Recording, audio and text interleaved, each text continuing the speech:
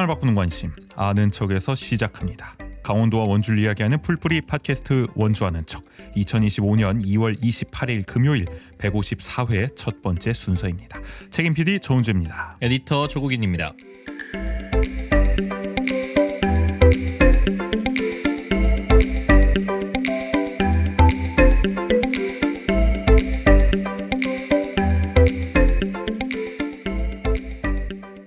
산불을 조심하셔야 됩니다.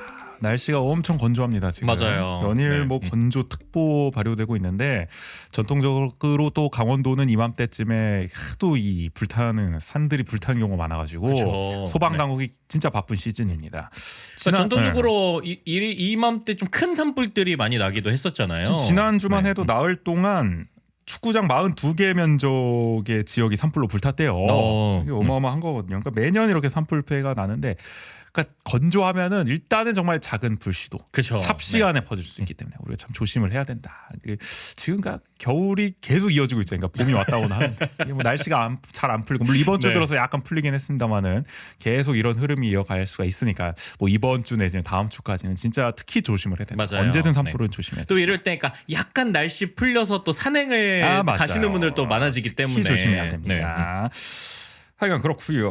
우리 지난주에도 축구 얘기했는데 오늘도 해야겠습니다. 우리 강원FC 드디어 승전보를 올렸습니다. 마수거리 승리를 거뒀다. 홈 개막전이었죠. 춘천에서 극적으로 이겼어요. 포항을 상대로 2대1 역전승을 거뒀습니다. 이게 참 첫 골 우리가 선제골을 실점할 때만 하더라도 오늘도 안 풀리냐 안 되나 싶었는데 뭐 후반에 아주 뭐 뒤집기에 또 성공을 하면서 또 추가 시간 종료 1분을 남겨놓고 극적인 또 결승골이 들어갔죠. 우리 이지호 진짜 주목해야 된다고 지난주에 그랬는데 완전히 뭐 스타가 됐습니다. 그 한 경기만으로 동점골과 역전골을 모두 넣었다. 확실히 좀 근데 좀 아우라가 좀 다른 것 같아. 그러니까 우리가 약간 그 양현준과 양민혁의 등장을 볼 때와 같은 그런 느낌이 좀 들지 않으세요? 그리고 좀 그렇던데. 저는 그때보다도 더 약간 스타성이 있는 선수라는 약간 느낌이 들었어요. 그래요? 잘생겨서 그런가? 아니 뭐 양민혁이나 양현준 선수 근데 이지호 선수 좀 남다르던데 본인 취향에 좀 맞으시네. 약간 그렇긴 해요. 표현이 좀 그런가? 아무튼 근데 저도 인터뷰를 보니까 말을 잘하던데요. 맞아요. 준비된 어떻게 보면은 스타 같다. 인터뷰 스킬을 마치 평소에 좀 공부를 한 것 같은 언변이 뭐 술술 나옵니다. 뭐 질문에 거침이 없고. 역시 스카이? 그 무슨 의미예요, 스카이가? 고대. 그런 또 뭐 학벌주의적인 또 발언을 하실 줄 몰랐네. 고대 변우석으로 꼽혔다고 하죠. 네. 변우석님한테 죄송하다는 말을 하긴 하던데 인터뷰에서. 그러니까 신인인데도 그러니까 그런 질문이 왔을 때 보통 뭐 아닙니다. 뭐 이렇게 오히려 너무 얼거나 약간 그럴 수도 있는데 오히려 좀 능청을 떠는. 특히 뭐 팬들이 좋아할 만한 말들을 많이 하죠. 뭐 약간 주접 같기도 한데 막 여러분 양현준 양민혁을 이을 이지호입니다. 뭐 이런 식으로 자기 스스로가. 난 약간 아이돌 재질 같다. 그런 인상을 받기도 했습니다. 하여간 팬들도 기대감이 아주 커지는 것 같더라고요. 맞아요. 댓글이 아주 훈훈합니다. 그래서 팬들이 또 많아질 것 같아. 개인 팬이. 맞아요. 거기에 그러니까 그러다 보니까 이제 뭐 역시 강원 FC는 이제 뉴스 발굴은 하나 잘한다. 뭐 이런 우리가 얘기도 있고. 지금 왜 이렇게 신이 잘 나오는지 모르겠어. 양현준, 양민혁 지금 계보가 계속 이어지고 있습니다. 매년 터지고 있어서 벌써부터 이 강원 스카우트 팀에는 뭐가 있다. 정말 이 신인을 바라보는 관점이 있다. 약간 그런 칭찬을 하더라고요, 사람들이. 사람이 절박해져야. 그러니까 우리 돈이 없으니까 그쵸. 신인이라도 잘 뽑아야 된다. 우리 한화는 왜 그런 거야? 아직 덜 절박한 게 아닐까. 그런 거야? 우린 돈이 많아서 그런가 한화는? 아무튼 외국인 선수를 좀 잘 뽑아야 되는데 사실 강원은. 근데 뭐 완벽할 수는 없겠죠. 신인이라도. 근데 우리가 진짜 그 지난 프리뷰 때도 얘기했지만 젊은 선수들이 굉장히 많기 때문에 이렇게 진짜 하나씩 터지면은 우리가 정말 도르트문트라든지 아약스 같은 포지션으로 맞아요. 계속 이렇게 구단의 어떻게 보면 정체성 철학을 이어갈 수도 있겠다라는 생각하게 되는 것 같아요. 그러니까 이제 어떤 이렇게 신인급 레벨의 선수가 또 잘하고 주목받고 이러면 그 다른 신인급 선수들도 동기부여를 받을 수 있잖아요. 그렇죠. 그래서 뭐 일각에서는 47번을 이지호한테 줘야 되는 거 아니냐. 우리의 전통의 슈퍼 루키 등번호. 신민아 선수도 지금 대활약을 펼쳤잖아요. 그때 와가지고 우리 4강 이끌었잖아요. 결승골 넣어가지고 비록 4강에서 또 떨어졌지만 어쨌든 그래도 티켓은 확보했으니까. 우리 선수들의 활약 아주 좋았습니다. 강원 선수들. 어쨌든 여러분들 별로 안 좋아하시는 축구 얘기 해봤고요. 그나저나 이번 주 힘드셨죠? 아주 뭐 고난의 행군을 펼치셨습니다. 근데 이 육아하시는 분들은 공감을 하실 텐데 이번 주 시즌 자체가 어떻게 보면 어린이집에서 유치원으로 이제 전환기에 있는 아이들 같은 경우에는 좀 방학이라 그래야 되나? 맞아요. 갑자기 조금 네. 그리고 그리고 그러니까 뭐 시간이 됐어요. 뭐 슈아처럼 이렇게 그 5살인 친구들은 뭐 어린이집에서 이제 유치원 전환하는 친구도 있고 아니면 뭐 어린이집을 그대로 다니는 친구들도 있겠지만 그러니까 그 시기 자체가 봄방학인 경우가 많아서 어린이집 봄방학 대부분들이 시즌이기도 하구나. 어린이집 뭐 유치원 다 봄방학이어서 그때는 이제 부모님들과 함께 찐한 시간을 보내는 그렇지. 기간이죠. 어떻게 보면은 육아 경험치 2배 이벤트다. 맞아요, 이번 맞아요. 기간이. 그러니까 슈아는 네. 지금 어린이집을 졸업하고 유치원 입학을 또 앞두고 있는 네네. 상황인데 그래- 유치원 그러면 개강이 언제인 거예요? 계약이. 다음 주에 이제 다음 대체 주. 휴일 지나고 그래서 이번 네. 주에는 이제 낮에도 슈아를 봐야 했던 맞아요. 상황이었다. 오전, 오후, 저녁 네. 이렇게. 근데 뭐 함께 강릉도 했었죠. 다녀오시고 네. 나름 쏠쏠하게 또 시간을 보내시던데. 그게 쏠쏠하게 보낼 수밖에 없어요.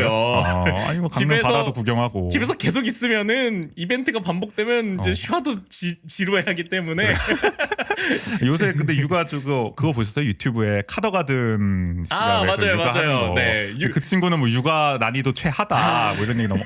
근데 너무 진짜 맞아요. 아 너무 순하고 똘망똘망하다. 네네. 라는 표현을 딱 정말 정확하게 적용할 수 있는 아이인 것 같다는 생각이 아니 그리고 들었는데. 낯선 사람인데 어떻게 보면은 그렇게 또 잘 있는다는 게 어떻습니까? 우리 슈아랑 우리 슈아도 굉장히 또 활달하고 어떻게 보면 맞아요. 근데 슈아는 이렇게 뭐 사람이든 그다음에 환경에 약간 새로운 환경을 적응하는 거를 약간 어려워해서 약간 고양이 같은 스타일이에요. 아 맞아요. 늘 네. 말씀해 주셨죠. 네, 그래서 이번 주에 안 그래도 이제 유치원 적응 시간들이 있었어요. 그래서 그러면 뭐 미리 가보는 건가요? 맞아요. 약간 체험판 같이 오. 한 2시간씩 이렇게 가서 월요일, 화요일 이렇게 다녀왔었는데 근데 딱 이제 다른 친구들이랑 있을 때도 보여지는 게 또 아이의 기질에 따라서 처음부터 되게 활발하게 잘 노는 친구들이 있고 슈아 같은 경우에는 일단은 이렇게 관찰을 이렇게 좀 하고 그러다 보니까 이제 한편으로는 오히려 더 이게 슈아가 이제 3월 한 달 동안 어떻게 좀 지내겠구나라는 걸 좀 그리게 됐었죠. 어떻게 그리셨어요? 약간 쉽지 않을 수도 왜? 있겠다. 그래요? 그러니까 새로운 환경에 슈아도 적응하는 기간을 좀 가져야겠구나. 또 한편으로. 그러니까 슈아는 어쨌든 네. 그런 낯선 환경에서는 조금 적응 시간이 필요한 거고. 네네. 사람들과의 관계도 마찬가지고 맞아요. 네. 어떻게 보면 물리적 공간에 대한 적응도 그렇고 그런 게 네네. 조금 시간이 걸리기 때문에 그래도 다행인 건 어린이집 친구들이 또 제법 많이 같이 가가지고 그래요? 네네. 그러면 또 적응에 어떻게 보면 또 도움이 되겠네. 맞아요. 그러니까 조금 어려워하다가도 친구들이 같이 이제 또 어울리니까 또 약간 풀어지고. 그리고 슈아는 어쨌든 적응하면 쥐락펴락 하잖아요. 아, 그 공간이든 사람이든 뭐 그런 일가견이 있기 때문에 본인 판단이 이게 A부터 Z까지 내려지면은 그때부터는 아주 적극적으로 아주 또 뭐 활달하게 참여한 친구죠. 또 네. 종횡무진하는 또 활약을 기대를 해보고요. 맞아요. 하여간 뭐 그런 또 육아하는 또 유튜브를 보다 보니까 그 친구는 근데 적응을 진짜 어쨌든 뭐 그러니까요. 빨리 하는 것 같아요. 그런 친구들도 네. 있고 기질이 다 다른 것 같다라는 생각을 또 하게 됐던 거고. 근데 그러다 보니까 이렇게 항상 느끼지만 뭐 연말 아니면 방학 이렇게 뭐 겨울에서 봄 넘어가는 이런 시즌 그런 게 이 매 시즌이 오는구나는 슈아의 방학으로 이렇게 확 체감이 돼요.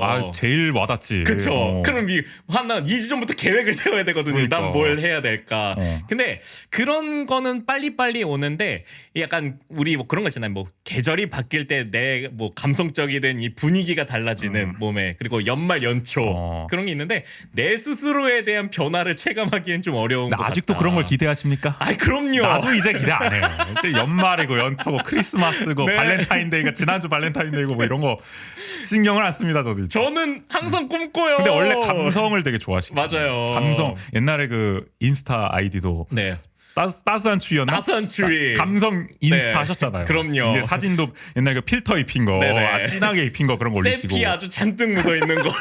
추억의 페이스북 재질 같은 거 네네. 그런 거 그게 올리셨었는데. 약간 싸이 감성부터 이어져 오는. 그럼 언제부턴가 근데 있어가지고. 구인쌤의 인스타에서 그런 사진들이 사라지기 시작하고 게시글 업로드 자체도 그러니까 잘 안 됐었죠. 스스로도 어떻게 보면 그런 감성을 좀 잊어가고 네네. 있다라는 조금 한편의 아쉬움이 있으신 것 같기도 하고. 그래서 요 최근에 조금 그런 걸 좀 다시금 되살려 볼까 이런 요새 거 좀 뭐 있어요. 사진 좀 올리시던데 네, 인스타에 뭐 또- 버스 타도 사진 올리시고 그럼요. 버스에서의 한 장 버스 감성 또 그런 거 있잖아 비상벨이랑 이렇게 창문 사이 이렇게 맞아요. 찍어가지고 창문 사이에 약간 밖에 보이는 나는 풍경. 또 어디로 가는가 네. 그런 거. 그리고 요새 좀 버스 많이 타시는 일부러 약간 또 그러기도 그거 있어요. 흥미롭던데. 네, 그래도. 약간 이렇게 제가 뭐 일상에서 슈아랑 같이 보내다 보면은 그 제 감성 살릴 만한 포인트들이 잘 없다 보니까 뭐 이렇게 버스 탈 수 있는 여유 시간들이 분들이 있으면은 일부러 좀 버스를 타는 선택을 하는 편이에요. 그러니까 원래는 운전하시는데 운전하면은 그런 사색에 잠길 시간이 없다. 아, 그럼요. 여유가 없다. 그러니까 그나마 차에서 노래 듣기 정도인데 그렇지. 어쨌든 운전에 집중을 해야 되다 보니까 또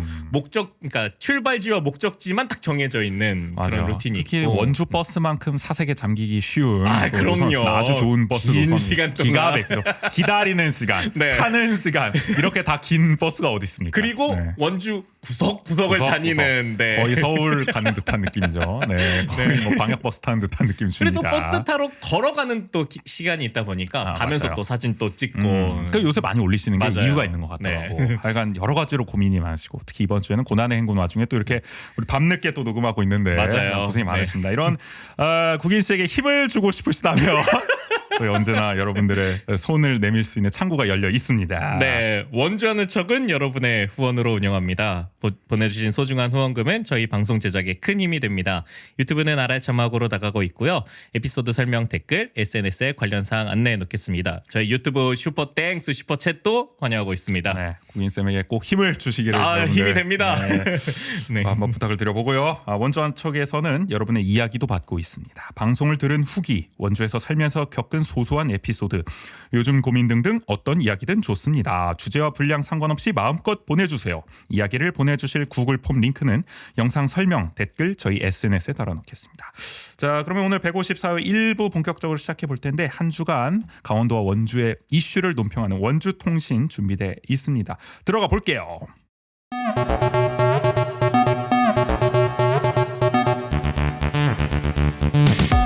한 주간 원주의 중요한 뉴스를 논평합니다.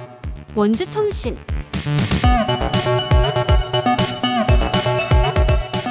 원주통신 첫 번째, 김진아 양양군수 주민 소환 투표 수요일에 있었는데 투표율 미달로 결국 무산됐습니다.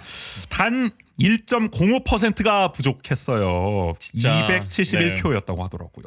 그러니까 투표율 최종 32.25%가 나왔는데 말씀드렸다시피 개표를 하려면은 33.3% 3분의 1이 됐어야 되는데 1.05%다. 진짜 아깝다. 거의 다 했어요. 나는 네. 근데 처음에 한 11시, 12시 낮에 네네. 그 정도만 해도 투표율이 막 22% 이렇게 나오니까 야 이거 되겠다 했거든요. 그러니까요. 아 근데 힘을 초반에 많이 썼던 거야. 막판 갈수록 1%씩 조금씩 오르더라고. 부지런히 오전에 많이 하셨던 그러니까. 그런 게 있어서 야 진짜 마지막까지도 초박빙 되냐 마냐 진짜 맞아요. 넘더라도 간신히 네. 넘겠다 이런 상황이었는데 끝내 8시까지 집계를 한 결과 32.25%가 나왔다. 역사상 첫 자치단체장 주민 소환이 이루어지나 했으나 정말 아깝게 실패했는데 얼마나 아까웠냐면 이게 역대 자치단체장 주민 소환 투표 중 가장 높은 투표율이에요. 그래도 32.25%가 그 전까지는 31.1%가 있었거든요. 그 하남시장 그 2007년에 할 때 네네. 그거보다도 더 높은 투표율이었다. 맞아요. 그런데 못했다. 이거보다 높으면 했어야 되는데. 1%. 근데 이게 내가 볼 때 개표를 했으면 무조건 찬성이 높게 나와요. 아 그쵸. 왜냐면 네. 애초에 찬성하는 사람이 그치, 투표하러 대부분 가지. 반대하면 투표 안 하면 그만이지. 그렇기 때문에 까기만 했으면 이거 소환되는 건데. 맞아요. 아, 너무 네. 아깝더라고요. 그래서. 그러니까 참 이럴 때 그러니까 우리 뭐 총선도 나는 아무도 뽑기 싫다 그래서 난 투표를 안 할 거다 이런 얘기들도 많잖아요. 그러니까 그런 걸 볼 때 아 참 이걸 투표율 이런 걸로만 하는 게 납득이 되면서도 한편에선 참 이건 사실상 귀권이 거의 반대와 같은 걸로 이제 치부되기 때문에 그렇죠. 그러니까 그런 게 참 아쉽다라는 생각은 항상 들어요. 그 요건을 네. 완화해야 된다는 얘기도 있긴 맞아요. 있어요. 그러니까 네. 사실은 이게 그 33.3%로 할 게 아니라 그냥 다 열어놓고 맞아요. 네. 그냥 와서 의사 표현을 하는 거 그 자체로 승부가 갈리도록 해야지 투표율이 그쵸. 네. 무턱으로 작용하는 것이 과연 민주적인 정당성으로 맞는 절차이냐 뭐 이런 네네. 얘기가 나오기도 하는데 뭐 그거는 뭐 나중에 한번 따져볼 문제이기도 하고 근데 지금 따져볼 문제는 이 그거 외에도 주민 소환 투표 제도에 여러 가지 보완이 필요하다는 점이 이번 양양군수 주민 소환을 통해서 좀 드러났다. 네네. 이런 지적이 나오더라고요. 특히 주민들의 좀 권리를 침해하는 요소들이 있었다. 이번에 주민 소환을 주도한 시민 단체가 미래 양양 시민연대라는 단체거든요. 네. 여기 이제 대표가 김동일 씨예요. 김동일 대표가 인터뷰에서 이런 얘기를 했습니다. 이 주민 소환 관련해서 이 주민 소환 제도는 기울어진 운동장이 아니라 수직으로 세워진 운동장이다. 예. 이게 주민들한테 너무 불리하게 돼 있다. 사실상 암벽 등반이다. 암벽 등반이다. 너무 힘들었다. 네. 이렇게 소회를 밝혔는데 첫 번째로 문제가 되는 게 뭐냐면 주민 소환 투표를 실현하려면 투표에 들어갈 수 있게 하려면은 이 발의를 하려면 그 지역 유권자의 15% 이상이 서명을 해야 되잖아요. 네네. 이번에 서명하기 되게 어려웠잖아요. 맞아요. 근데 이 서명을 했어. 그럼 이제 명단을 확인하는 절차가 있잖아요. 이 서명부가 정말 맞아요. 맞는 네. 주민인지 아닌지를. 근데 이 전체 명단을 누구나 확인할 수가 있어요. 열람을 주민 누구나. 그럼 어떤 일이 벌어지냐면은 이 자치단체장도 그 서명부를 열람할 수가 있는 거죠. 그래서 이번에 어떤 일이 있었냐면은 김진아 군수가 직접 2시간 동안 선관위를 방문해서 이름, 주소 등이 적힌 서명부를 열람했어요. 누가 나를 주민 소환하려고 서명했냐? 누가 나를 이렇게 끌어내리려고 하냐? 이걸 하겠다는 거예요, 명단을. 그것도 2시간이나 아니 직접. 아니 근데 이걸 굳이 왜 전체 공개를 하는 거예요? 누구나 열람할 수 있게끔. 근데 어떻게 보면은 그 주민의 한 권리로 볼 수도 있는 거죠. 알 권리로서. 누가 이거를 정말 똑바로 했냐. 왜냐면 가라로 한 걸 수도 있으니까. 그리고 어떻게 보면 피청구인에 대한 방어권의 요소일 수도 있는 거고. 이거 뭐 이거 어거지로 한 거 아닙니까? 이거 주민도 아닌데 이 사람 주민인 척 해가지고 서명한 거 아닙니까? 이런 거를 할 수 있는 어떤 토대를 마련하는 거일 수도 있는 거예요. 그러니까 방어권 절차로서 존중을 해주고 있는 건데. 아니 이거 어쨌든 그 선관위나 담당하는 사람이 확인하면 되는 게 아닌가 싶긴 한데 저는. 근데 그건 또 이제 공무원한테만 맡겨놓는 거니까 선출되지 않은 관료가 또 그걸 확인하는 것도 그 자체 문제죠. 그 안에서의 그러니까 제도 취지를 저는 이해는 해요. 이해는 하는데 다만 불이익이 우려되는 거잖아요. 그쵸. 예를 들어서 네. 공무원이 그러면 서명부 동참할 수 있느냐. 맞아요. 굉장히 어려울 겁니다. 특히 양양 같은 지역사회는 또 군단은 좁잖아요. 다 안다면 아마 2달이 3달이 걸리면 다 그럼요. 아는데 네. 좀 그렇잖아. 껄끄러워진다고 네. 관계가. 그러니까 서명을 망설일 수밖에 없어요. 이렇게 불이익을 우려할 수밖에 없기 때문에. 그래서 이번에 나오는 제도적 보완책들이 예를 들어서 이런 서명부 관련 내용을 발설을 하지 못하도록 금지하는 서약을 쓰도록 해라. 군수가 열람을 하더라도 그런 거를 발설하지 않도록 하겠다. 내가 어디 가서 그 사람 뭐 이거 서명했더만 이런 거 말 못하게 금지하는 서약 선서를 맺도록 하는 거죠. 하도록. 아니 근데 이걸 발설하지 않게 하더라도 물론 그럴 수 있는데 뭐 손가락으로 찝을 수도 있고 막 이렇게 이름만 이렇게 거기 그 이자 땡땡면에 있는 그 양반 아이고 어우 땡땡면 그랬어.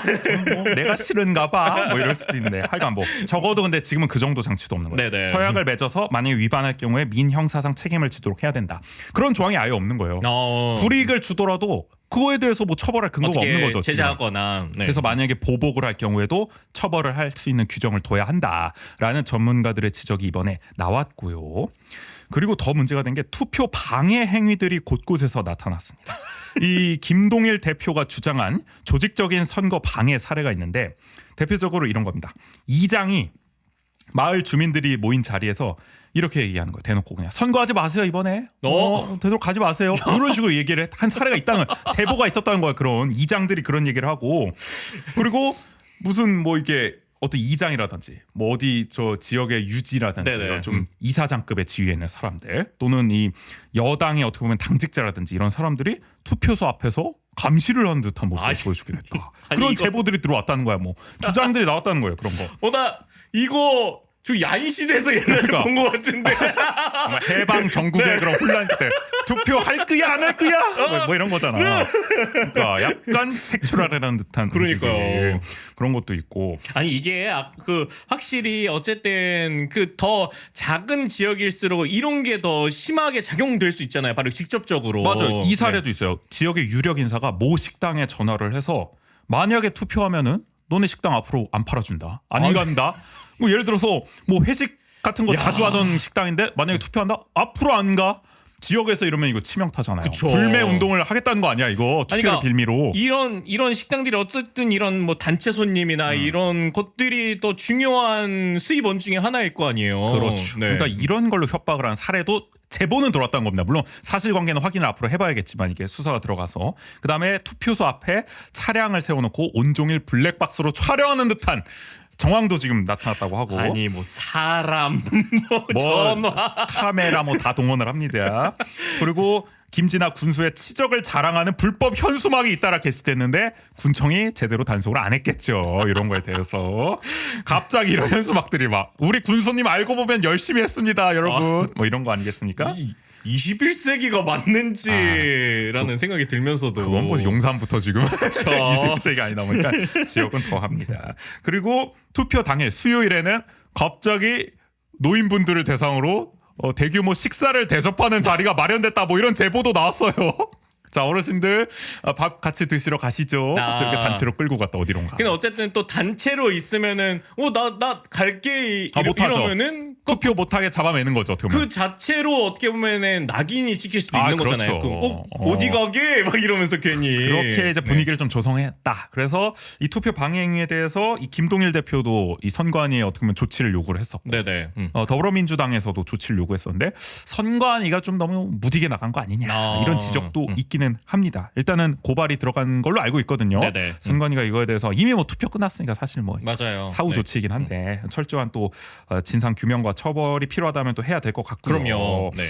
근데 어쨌든 주민 소환은 무산됐지만 기본적으로 그래도 양양 군민들의 저력은 보여줬다라는 평가가 나옵니다. 이런 선거 방해행위가 있었는데도 불구하고 이런 여러 곡절이 있었는데도 32%나 투표했다는 건 대단해요. 어떻게 보면 그럼요. 네. 그래도 참 무슨 우리가 총선, 지방선거 이런 거 아닌 이상은 투표로 잘 못 가거든요. 휴일도 아니에요. 맞아요. 그러니까 뭐 재보궐선거나 이런 것만 봐도 알 수 있잖아요. 그렇죠. 재보궐선거 사실. 투표율 30% 나오는 경우 허다합니다. 네네. 근데 주민소환 이 단일 의제만으로 30%대 투표율을 찍었다는 거.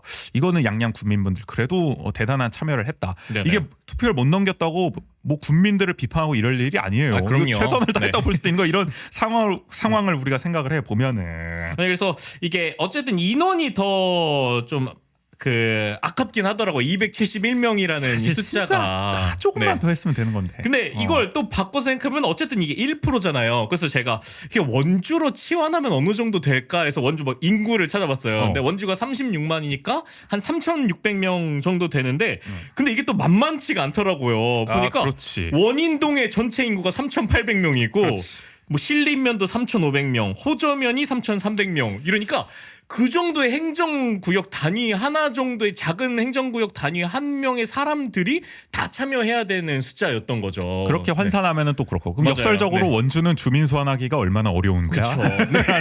들고 네. 우리 원주와는 저 구독자의 2배 정도군요. 맞아요. 약간 뭐 이런 네. 생각이 듭니다. 그러니까 그런 걸 봤을 때 또 그러니까 그렇게 때문에 그 1%를 채우는 것도 쉽지만은 않았을 거다. 라고 또 이해를 해볼 수도 네네. 있고 하여간 그렇습니다. 그런데 우리 김진아 군수 뭐 주민 소환은 무산됐지만 자진 사퇴를 촉구하는 목소리는 계속 나오고 있습니다. 네네. 양심이 있으면 물러나라. 맞아요. 참고로 네. 우리 양양 군수가 받고 있는 혐의 성추행 그리고 뇌물수수 다채롭거든요. 그래서 이미 구속 기소돼 있습니다. 이미 직무 정지 상태예요. 지금 들어가 계셔요. 네. 그래서 권한대행 지금 부군수가 운영하고 있단 말이에요. 그래서 사실 그래요. 진짜 지역을 생각하는 사람이라면은 양심껏 내려놔야죠. 아 그럼요. 지금 네. 그러니까 왜냐면은 지금 사퇴를 해야 4월 재보궐선거 때 군수를 뽑을 수가 있거든요. 지금 딱 해야 2월에 네네. 2월까지가 딱 기한이란 말이에요. 근데 지금 안 하고 만약에 넘겨버려서 나중에 유죄 나와가지고 군수직 박탈되면은 그 남은 지방선거 기간 동안은 군수 없이 운영을 그럼요. 해야 되는 거예요. 네. 그러면 그만큼 또 불안한 군정 운영이 되는 거 아니겠습니까? 그러니까 사실은 정말 군의 발전을 생각하고 정말 군의 이익을 생각한다면은 결단을 내릴 필요가 있다라고 구속 기소까지 됐기 때문에 네. 이게 뭐 그 절차상에서 무산됐다고 무산이야 이럴 게 아니라 그만큼 거의 성사될 법한 사람들이 이만큼 요구를 하고 있다라고 이미 판단을 해야 되는 국민들은 거죠. 정치적인 사망 선고를 내린 거예요. 네네. 여기까지 버티기 들어갑니까?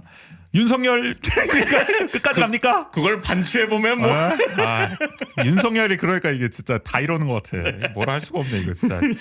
자 참고로 이제 군수든 이런 선출직 공직자들은 금고 이상의 형을 받으면 직을 잃게 됩니다. 우리가 네. 공직선거법은 100만 원 형 이상이지만 그 외에 이제 범죄에 대해서는 금고 이상형을 받으면 그렇게 되는데 김진아 군수는 워낙 지금 혐의가 많이 나오고 있어가지고 모르겠으면 어떻게 판결 나올지 모르겠지만 직을 유지하기는 쉽지 않아 보여요. 지금 봐서는. 네네. 이런 가운데 벌써 다음을 대비하는 움직임도 나오고 있더라고요. 아하. 우리 김명선 전 강원도 행정부지사 그 작년까지 딱 행정부지사 했잖아요. 김진태 네네. 도정에서 이분이 최근에 국민의힘에 입당했는데 차기 양양군수 출마를 준비 중이다라는 보도가 나왔거든요. 이분은 약간 지금 주민소환 될 거라고 생각했던 거 아닐까 싶기도 하고 네. 아니면 뭐 내년 지방선거까지 맞아요. 이제 좀 그걸 준비를 대비해서 하겠다. 뭐 1년 동안 뭐 일단 김진아는 날 날라간다라고 보고 있는 거 같습니다. 출마 어려울 것 같다. 하여간 그래도 아쉽긴 하지만 역사를 새로 쓰나 싶었지만 뭐 그거는 좀 아쉽지만 그래도 우리 국민들의 좀 힘을 보여줬던 주민 소환 투표 첫 번째 이슈로 다뤄봤고요. 원주통신 다음 이슈. 원주시 시설관리공단이 민주노총 활동을 위축시키고자 소위 어용노조를 만들고 승진 성과급에서 차별을 하고 표적 감사 징계를 벌였다는 주장이 제기됐습니다. 네네. 이게 사실 저도 민주노총 조합원인데 실업 상태인데 사실 조합원하고 조합원 상태는 유지가 되고 있어서 근데 열받는 일이에요. 민주노총에 대한 어떻게 보면 탄압이 조직적으로 있었던 게 아니냐라는 그쵸. 의혹이 지금 제기된 거거든요. 이게 사실이라면은 전형적인 부당 노동 행위가 됩니다. 우리가 흔히 말하는 회사가 노동자의 노동 3권을 방해하는 거죠. 우리가 뭐 뉴스로 많이 보지 않습니까? 그럼요. 옛날에 무슨 뭐 삼성의 노조 파괴 공작 뭐 이런 거 있었고 최근에는 뭐 파리바게트 같은 그런 네네. SPC도 SPC. 비슷한 지금 의혹을 받고 있는 상황이고 논란이 큰 상황이고. 대기업에서 많이들 보는 맞아요. 대기업도 모습이죠. 그런데 뭐 이런 데는 오죽하겠냐. 그쵸. 근데 여기는 공기업인데 지금 이러고 있어. 사기업이 또 아닌데 이제 하여간 그 문제가 많습니다. 그러니까 옛날 우리 인기를 끌었던 그 웹툰 드라마 그 송곳 보면은 이런 장면 많이 나오는데 네. 원주에서 지금 이런 일이 벌어진 게 아니냐 지금 논란이 커지고 있는 상황이에요. 네네. 일단 차근차근 한번 설명을 해보죠. 일단 원주시 시설관리공단 뭐 하는 데냐. 뭐 저희도 방송에서 몇 번 얘기하긴 했지만 많이 언급을 해가지고 네. 뭐 아실 텐데요. 일단은 그 원주 국민체육센터죠. 저 명륜동에 있는 많이들 가시는 이런 체육시설을 관리하거나 또는 우리 환경미화원분들 이런 가로 청소하시는 분들 네네. 이런 도시 환경을 또 운영하고 있습니다. 그리고 교통약자 특별교통수단 우리 흔히 말하는 그 장애인 콜택시 네네. 이런 교통사업도 하고 있고요. 그리고 저 흥원면에 가면은 그 원주 추모공원이라고 있죠. 그 화장장도 있고. 맞아요. 네. 옛날에는 그 하늘나래원이라고 나래원. 그랬던 것 같은데. 네. 나래원 지금 이름을 아마 바꾼 걸로 알고 있는데 여기 관리도 하고 있습니다. 그리고 최근에 그 케이블카를 통해서 완성된 소금산 그랜드밸리 이런 간현 관광지 운영도 맡고 있는 지방 공기업입니다. 그랜드밸리도 여기서 다 하고 있어요. 네. 뭐 매표 관리 이런 거 다 하고 있습니다. 그래서 아니 생각보다 더 많네요. 담당하고 있는 것들이. 이름은 시설관리공단인데 뭐 그러니까. 시설만 관리하는 게 아니야. 뭐 다 하고 있어. 뭐 체육, 환경, 교통, 그다음에 뭐 관광 다 들어가 있습니다. 네.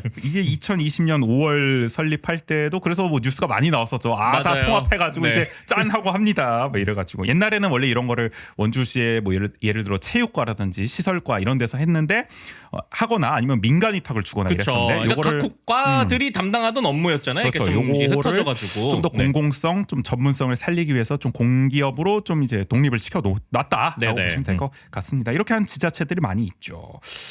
시설관리공단이 생각보다 규모가 커요. 노동자가 현재 335명이 근무하고 있습니다. 300명대, 300인 이상 사업장입니다. 확실히 뭐 이게 분야가 많으니까 네. 노동자가 많아서 노동조합도 많아요. 지금 한 3개 있습니다. 3개 정도. 크게 보면 3개의 노동조합이 있는데 먼저 전국 민주 일반 노동조합 지회가 설립이 돼 있습니다. 근데 여기는 이제 여러분들 이해하기 쉽게 하면 민주노총이라고 보시면 돼요. 민주노총에 가맹된 노조입니다. 네네. 이 민주노총은 주로 이제 외근직 중심입니다. 주로 이제 환경미화원분들, 가로청소 노동자라든지 또는 교통약자 특별교통수단 이런 운전직 분들이 많이 이제 소속이 돼 있고요. 그 다음에 일반직 노동조합이라고 있습니다. 여기는 주로 내근직 노동자들이 많이 속해 있는 일반직 노동조합이 또 하나 있고 그 다음에 공채 연합노조가 있습니다. 여기는 뭐 이름부터 알 수 있죠. 공채 출신들로 모여 있는 이제 조직이라고 보면 됩니다. 이 공채가 따로 약간 구분되는 이유가 있는 거예요. 이게 이제 네. 공단이 설립될 때 아까 말씀드렸지만 옛날에는 이제 민간 위탁을 했다고 했잖아요. 예를 들어 네네. 환경미화원분들은 다 민간 그쵸, 업체에 네. 있던 분들이 공기업으로 넘어오게 된 거잖아요. 네. 그럼 이분은 어떻게 보면 공채로 들어온 건 아니고 민간 위탁에서 신분이 전환된 거잖아요. 공기업 직원으로. 그러니까 이 직원과는 별도로 시설관리공단 설립 이후 공채로 들어온 사람들은 또 따로 하는. 아니 그걸 또 따로 하고. 명기. 그게 또 예민해 그런 문제가. 이런 사회는 우리 개그맨도 공채 특채 따지잖아. 그러니까 그러다 보니 노조도 이렇게 분할을 하게 된다라고 보시면 될 것 같습니다. 그래서 크게 보면 이렇게 세 개가 있다고 보시면 돼요. 민주노총 그리고 일반직 노조, 네. 공채 노조 네. 이렇게 보시면 됩니다. 근데 원래는 공단이 처음 시작될 때는 민주노총만 있었어요. 그래서 2020년 12월에 단체 협약을 체결합니다. 이 민주노총하고 공단이. 이 단체 협약이라는 거는 이제 노동 조건에 대해서 노사가 합의한 문건이라고 보면 맞아요. 되죠. 네. 노동법보다 단체 협약이 더 우선 적용이 됩니다. 그래서 뭐 복리 후생이라든지 뭐 아니면은 뭐 이런 거 근무 시간이라든지 재반 사항들. 재반 사항들을 네. 다 규정해 놓을 수가 있는 거죠. 그 당시에 이제 공단 초대 이사장이 김억수 이사장이었어요. 이 김억수 이사장은 원래 원주시 공무원 출신입니다. 40년 동안 공직에 있었던 사람이에요. 그래서 행정국장도 하고 막 그랬어요. 국장까지 올라갔던 사람인데 이분이 어떤 성향이었냐면은 노조와의 그래도 좀 협의를 중시하는 사람이었어요. 노조랑 너무 이렇게 갈등하면 안 된다. 네네. 노조 말도 좀 들으면서 좀 행정 잘 해 나가야 된다. 어떻게 보면 바람직한 사고관을 갖고 있는 거죠. 그쵸. 네. 노무 관리를 좀 선진적으로 좀 해보려고 했던 사람인데. 아니 그리고 뭐 어쨌든 여기가 공단이기 때문에 또 이렇게 사기업만큼 굳이 뭐 이렇게 대립해서 할 이유도 없잖아요. 물론 그렇죠. 사기업이라고 뭐 노조가 대립해야만 한다 이건 절대 아니지만. 그러면 안 되죠. 근데 네네. 보통은 그래도 공기업은 상대적으로는 우리가 뭐 공무원 노조 봐도 그렇고 맞아요. 그래도 네. 사기업보다는 선진적으로 해야 된다는 인식이 갖고 있는 그쵸. 거잖아요. 그러니까 어떻게 네. 보면 이사장으로서는 뭐 당연히 가져야 될 그런 생각을 갖고 있었던 거고 그런 대로 노사 관계가 괜찮은 편이었다. 초반에는 단체 협약도 이렇게 맺고 그런데 이제 점점 이제 해가 갈수록 갈등이 생기기 시작하죠. 2021년에 공단이 가로 청소 환경 미화원 감원을 추진하게 됩니다. 근데 이 당시에 이제 감원을 하려면은 근거가 있어야 되니까 용역을 했을 거 아니에요. 뭐 이런저런 이유로 감원을 구조조정을 해야 될 것 같습니다. 네네. 근데 용역을 하는데 이 과업 지시서가 있었을 거 아니에요. 근데 보니까 이 용역 업체가 과업 지시서를 제대로 따르지도 않는 부실한 용역 결과를 내놓은 거예요. 근데 그걸 바탕으로 공단은 또 감원 계획을 세운 거예요. 이거 받아들일 수가 없잖아요. 그쵸. 일방적으로 네. 근데 그걸 추진을 하는 거야. 그래서 민주노총에서 크게 반발을 한 거죠. 아니 뭐 근거도 없고 설득력도 없는데 인력만 줄인다고 이게 되냐? 아니 원주가 인구는 늘어나고 도시 규모는 커지는데 환경미화원이 더 필요하면 더 필요하지 이거를 줄인다는 게 말이 되냐? 그쵸. 근거를 네. 제대로 가져와라. 왜 그런 거 없이 그냥 감원을 하냐? 이렇게 이제 주장을 한 겁니다. 그럼 한편에서는 이거 답정너 용역 아니야? 뭐 이렇게 생각할 수도 그렇죠. 있는 거죠. 그러니까 현장 네. 평가도 제대로 안 하고 목소리도 제대로 안 듣고 했다는 거죠 현장에. 네네. 그래서 뉴스도 그때 많이 나왔어요. 아마 기억하시는 분들도 있을 텐데. 그래서 결국에는 노사가 합의를 합니다. 환경미화원 정원과 현원에 대해서 어느 정도 네. 노사 타협이 돼요. 근데 노조의 지금 민주노총의 주장에 따르면은 이 사건을 겪은 이후부터 공단 일부 경영진의 태도가 달라졌다는 거야. 이걸 겪으면서. 그 약간 이런 게 있는 거지. 우리가 이제 사측의 입장에서 보잔 말이야. 공단이 처음 시작이 됐어. 그러면은 이제 사측 직원들 입장에서는 그런 게 이제 필요하다고 볼 수 있는 거야. 기강 잡기랄까? 야, 우리 공단이 시작부터 이렇게 노조에 끌려다니지? 나중에 그냥 노조가 쥐락펴락한다 우리 공단. 싹부터 자르고 가야 된다. 약간 요런 느낌이 들지 않았겠냐는 거야. 그냥 요 사건을 겪으면서 어떻게 보면은 이런 게 참 이 그 우리가 뭐 K화 됐다 이러는 네. 거잖아요. 이 공단도 공적인 그 회사인데 그냥 민간 기업처럼 되는 거야. 사기업이 이게. 무슨 지금 노조 탄압 기획하듯이 약간 그러니까. 그런 걸로 된 거 아니냐. 네. 이런 일련의 사건을 겪으면서. 왜냐하면은 여기 어떻게 보면 이사장 밑에 있는 관리직들은 어떻게 보면 인원 감원도 좀 하고 싶고 네네. 이런 거 밀어붙이고 싶었는데 민주노총이 반대가지고 이거 안 됐으니까 당연히 뭐 원래도 노조 안 좋아하셨겠지만 민주노총이 더욱더 눈엣 가시로 보일 수밖에 없었을 것이다. 이 당시에 노조의 친화적인 김억수 이사장과 노동조합 무력화를 원하는 관리자들 사이에 이견이 생겼다는 이야기가 이때도 벌써 들렸다고 하더라고요. 어떻게 이때부터 보면은 조짐이 있었다. 가장 윗선에서는 조금 더 그런 방향성을 이제 메시지를 주는데 밑에 실무진들이 그렇죠, 이제 답답함을 그렇죠. 좀 느끼는. 맞아요. 그래서 때마침 이게 2021년이라 그랬죠. 공단 설립 1년 되자마자 이런 네네. 일이 벌어진 건데. 근데 때마침 2021년 5월에 새로운 노조가 생깁니다. 아까 말한 일반직 노동조합. 근데 특이한 게 이 정말 일선에 있는 직원들이 노조를 보통 만들어야 되잖아요. 사실 상식적으로 보면은. 그렇죠. 근데 이 일반직 노동조합은 팀장급이 주도를 했다고요. 근데 상식적으로 보면 팀장은 회사 측에 가깝거든요. 좀 더. 관리자급에 그렇죠. 가깝다고 했죠. 관리자급이니까. 팀장은 네. 공단 스스로도 사용자 쪽으로 분류를 하고 있어요. 그러니까 지금 공단의 직제가 어떻게 되냐면 이사장이 제일 높고 그다음에 본부장 있고 그다음 부장 있고 그다음이 팀장이에요. 그러니까 어떻게 보면은 이 본부장과 부장의 어떻게 보면은 이 하다를 받아서 업무를 네. 또 수행하는 역할을 하고 있는 관리직에 가깝다고 할 수 있는데 이 사람들이 노조를 주도했다. 요거부터가 뭔가 모양새가 수상하다라고 할 수가 있겠고 네네. 이 노조가 결성할 때부터 부장들이 적극적으로 노동조합 가입을 홍보했다는 이야기가 들렸다고요. 아름아름. 뭐 일반직 요즘 뭐 좋은 거 생겼다는데 뭐 한번 뭐 해보지 그래. 막 약간 이런 게 뭐 들려왔다는 거예요. 어디선가. 그러면은 이게 팀장이 주도했다고는 하지만 그 부장님도 안에서는 흐뭇하게 바라보셨다. 네. 뭐 이렇게 우리가 추측해 볼 수가 있는 거죠. 네네. 예, 뭐 증거는 없지만 네. 그런 거 아니냐라고 하는 겁니다. 그래서 이 일반직 노조를 은근히 회사가 지원했다는 소문도 돌았다고 하더라고요. 실제로 일반직 노조는 이후로 승승장구를 하게 됩니다. 먼저 승진 성과급에서 일반직 노조만 이상하게 잘 나가요. 보면은 희한합니다. 일단은 공단 설립 이후에 3차례 인사 승진이 있었어요. 승진 인사가 있었습니다. 근데 민주노총 조합원은 단 한 명도 포함되지 않았습니다. 이 승진 인사에서. 반면 일반직 노조는 전현직 간부와 노무관리 담당 직원이 대거 승진을 했다고요.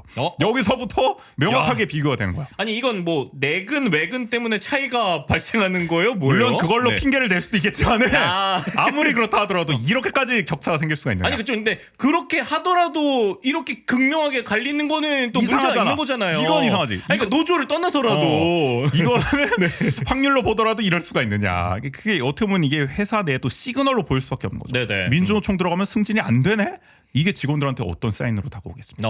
이거 자체가 하나의 압력이 될 수도 있고 압박이 될 수도 있다는 그쵸. 거죠. 얼마든지. 그러니까 그렇다면 내가 뭐 가입도 망설여질 수도 있고 당연하죠. 아니면 가입해 있는 상태여도 내가 굳이 계속 여기서 있어야 되나라는 당연히 나 생각을 여기 할 수밖에. 가면은 이거 망하는 거 아니야? 내 커리어 조지는 거 아니야? 내 출세길에 이러면 나 나가야겠다 이렇게 되는 거지. 그러니까 이게 당연히 뭐 일선 직원들은 피부로 더 느낄 수밖에 없었던 상황인 거고요. 네네. 그다음에 직무 공모제라는 게 있죠. 예를 들어서 환경미화원 수직 운반 차량 기사 및 기동반을 할 사람 이런 걸 이제 회사 직원들한테 모으는 경우가 있어요. 네네. 제가 뭐 정확히 가로환경 뭐 업무를 해본 사람이 아니니까 뭐 이게 더 편한 직종인지 아닌지 모르겠지만 뭐 인기가 있나 봐요. 하여간 직무 공모제를 했을 때. 네네. 그래서 뭐 경쟁이 있었겠죠. 직무 공모제 할 사람 했을 때 여기 응모할 사람 했을 때. 그런데 일반직 노조 소속 직원은 전원 선발이 됐다고요.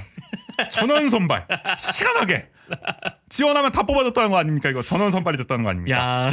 특히 여기 선발된 직원 중에는 민주노총 조합원에게 폭언 협박을 일삼은 직원도 있었다고 합니다. 이 사람은 나중에 감사실에서 주의 처분을 받았다고 해요. 이 일 때문에. 그러니까 요 정도로 어떻게 보면은 민주노총을 약간 뭐 대놓고 좀 약간 차별하는 듯한 좀 행보가 있었다는 거 아닙니까? 보란 듯이 이런 직원도 포함을 시킬 정도였으니까. 네. 그렇다는 거고요. 그다음에 성과급 문제도 있습니다. 성과급이라는 게 이제 뭐 등급을 나눌 거 아닙니까? 뭐 A, B, C, D로 해가지고 이제 차등을 둬서 돈을 줄 거 아니에요. 그렇죠. 그럼 우리가 이제 최고 성과급과 최저 성과급이 있겠죠. 근데 공단이 설립 초기에는 이 차이가 50% 정도였대요. 그러니까 A를 받은 사람과 D를 받은 사람 간의 격차가. 그런데 최근 들어서는 이게 240%까지 확대가 됐습니다. 거의 5배죠? 네, 5배 가까이 이게 퍼센테이지가 확대가 된 거고 전국에서 유례를 찾기 힘든 지급 격차라고 합니다. 이게. 근데 요 정도로 벌어지면 이게 어떻게 되겠어? 이건 사기업에서도 요즘에 근데 나는 이게 이해가 안 되는 게 성과급을 어떻게 평가를 할까? 예를 들어서 가로 환경 청소 노동자는 뭐 청소를 얼마나 열심히 했느냐를 어떻게 따져? 성과급으로? 단위 면적 대비 청소 이후 몇 시간 동안 남아 있는 먼지의 수 그런 이런 걸 해야 돼. 그런 걸 정밀 측정할 건가? 네. 아니 그리고 운전하시는 분들 저 장애인 콜택시 하시는 분들은 특별 교통수사 하시는 분들은 어차피 콜 들어오는 대로 나가는 거거든요. 그렇죠. 네. 콜 얼마나 처리했는지를 두고 할 수도 없는 거고. 나는 사실 이걸 어떻게 성과급을 평가하는지 모르겠는데 하여간 이 정도 격차가 났으니까 사실은 직원들은 과잉 경쟁에 빠질 수밖에 없죠. 맞아요. 이거 뭐 금액이 어마어마할 거 아니에요. 240% 차이면 그럼요. 몇십 몇백이 왔다 갔다 할 수도 있는 거니까 당연히 과잉 경쟁 그리고 인사권자의 눈치를 볼 수밖에 없습니다. 회사의 반기를 들기가 어려운 구조인 거죠. 그리고 회사에서 짜주는 이 성과에 맞춰서 내 업무를 수행하게 되는 것도 있잖아요. 그게 무리한 지시더라도 네네. 일단 따르고 볼 수밖에 맞아요. 없다라는 거고요. 그리고 그 때에 따라서는 이렇게 되다 보면 때로는 배보다 배꼽이 더 커지는 경우가 될 수도 있고 뭐 그럴 수도 있죠. 그래서 지금 보면 공단이 성과급 관련 기준이나 원칙도 별로 제시를 안 하고 있다는 거예요. 그냥 인사권자의 권한이다. 그냥 각 부서장들이 하고 있다. 부장님들이 잘 평가하고 있습니다. 여러분들을 뭐 이런 얘기하고 있다는 거예요. 그러면은 이게 지금 공단 내에서도 들리는 얘기가 뭐냐면은 민주노총이 공공연하게 차별받고 있다는 거야. 그러니까 민주노총 조합원이라는 이유로 성과급에서 안 좋은 점수를 주고 있다. 근데 기준이나 뭐 이런 걸 모르니까 그렇죠. 이 원칙도 모르니까 사실 민주노총 조합원은 C, D 등급 주고 일반직 노동조합은 A, B를 주더라도 회사는 우리가 다 공정하게 평가한 거야 하면은 사실 민주노총도 물증은 없으니까 뭐라 할 말은 없는 거야. 근데 회사 내에서는 그게 시그널로 분위기가 형성되는 거죠. 민주노총 들어간 애들은 뭐 성과급이 C, D 나오고 일반직 들어간 애들은 뭐 A, B가 나오네. 야 이거 뭐 민주노총 승진도 안 되는데 이거 성과급도 이러면은 이거 민주노총 하면 안 되겠구만 이런 생각이 들 수밖에 없잖아요. 그죠. 그게 또 성과급뿐만이 아니라 승진, 뭐 직무 공모 이런 부분에서 계속해서 연달아서 그런 것들이 보이니까. 그렇지. 그러니까 이런 분위기가 일단은 공단 내에서 어느 정도 형성이 돼 있었다는 거예요. 민주노총은 차별을 받는다. 들어가면 안 된다. 이런 걸 좀 형성을 해놨다. 이런 거를 우리가 일단 맥락을 좀 짚어볼 필요가 있는 거고 이런 얘기가 돌았다는 겁니다. 안에서는. 그리고 민주노총 주요 간부에게 징계를 남발하기도 했습니다. 공단이. 이거 예전에 저희가 2년 전에 한번 다뤘던 거 같기도 한데 네. 그 민주노총 그 원주시 시설관리공단 지회장을 맡고 있는 조한경 지회장을 겸직 금지 의무 위반을 이유로 2022년 10월에 해고하는 일이 있었어요. 근데 이 당시에 겸직 금지했다는 그 겸직이 뭐냐를 봤을 때 그 저기 지역의 축제 위원장을 맡았다는 게 이유거든요. 근데 이게 돈을 받는 것도 아니고 심지어 코로나 기간이라 열리지도 않아서 축제가. 근데 이름만 올려놓은 거야. 왜냐면은 그 코로나 풀리고 이제 뭐 지원 사업 신청하려면 어쨌든 뭐 명의는 있어야 되는 거니까. 그러니까 사실은 무보수 명예직에 가까웠던 거예요 이게. 그러니까 뭐 실제로 뭐 이 겸직 때문에 뭐 일에 방해를 받거나 우리가 겸직 금지를 하는 이유는 그거잖아요.